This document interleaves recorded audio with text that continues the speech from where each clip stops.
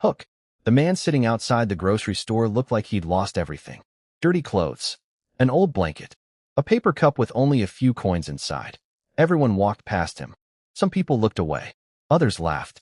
I almost did the same. But for some reason, I stopped. That single decision completely changed my life. Part 1. It happened on an ordinary Saturday morning. I had just finished buying groceries. Money was tight. I wasn't rich. Far from it.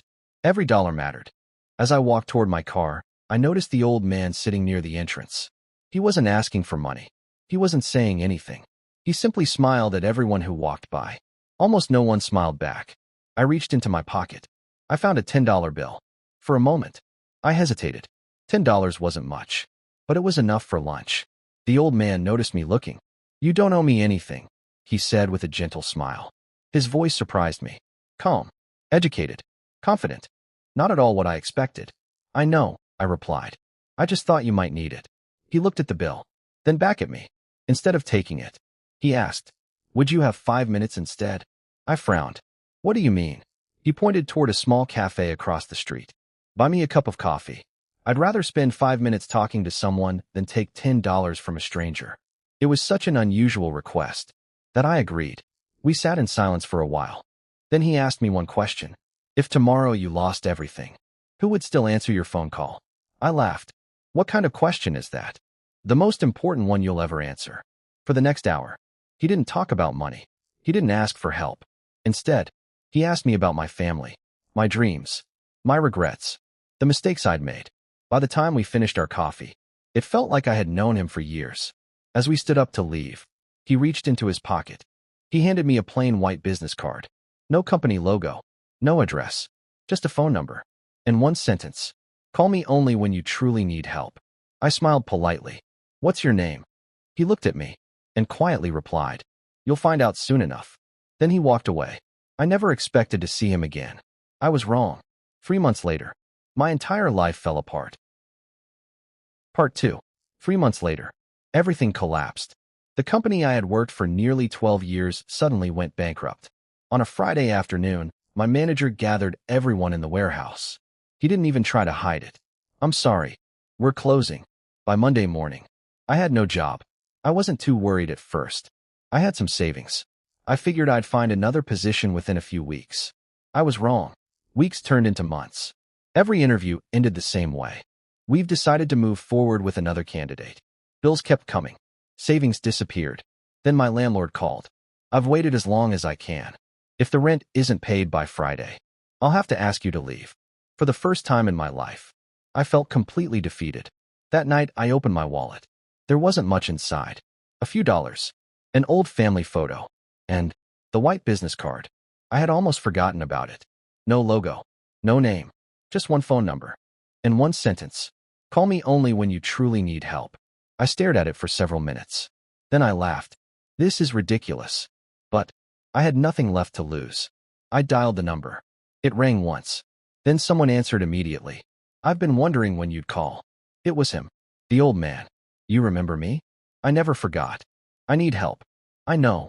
There was a brief silence. Then he said something completely unexpected. "I won't give you any money." I felt my heart sink. "Oh, I'm sorry for wasting your time." Before I could hang up, he stopped me. "I said I won't give you money. I didn't say I wouldn't help." I stayed silent. "Tomorrow morning, 9 o'clock. City Park. Bring comfortable shoes." The call ended.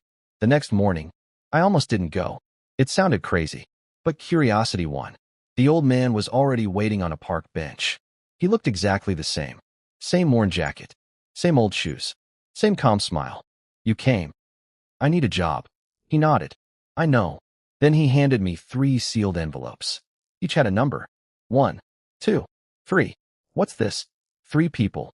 They all need help today. I frowned. "I don't understand." "You asked me for help. I am helping you." "No. I asked for a job." He smiled. "And I'm giving you something far more valuable." I looked at him in disbelief. "I can barely pay my rent. You want me to help strangers?" He nodded. "Exactly." I almost walked away, but something stopped me. Maybe pride, maybe curiosity, maybe desperation. I opened the first envelope. Inside was an address. And one sentence: "An elderly woman needs someone to carry her groceries home." That's it. The old man nodded. No tricks. No cameras. No rewards. I sighed.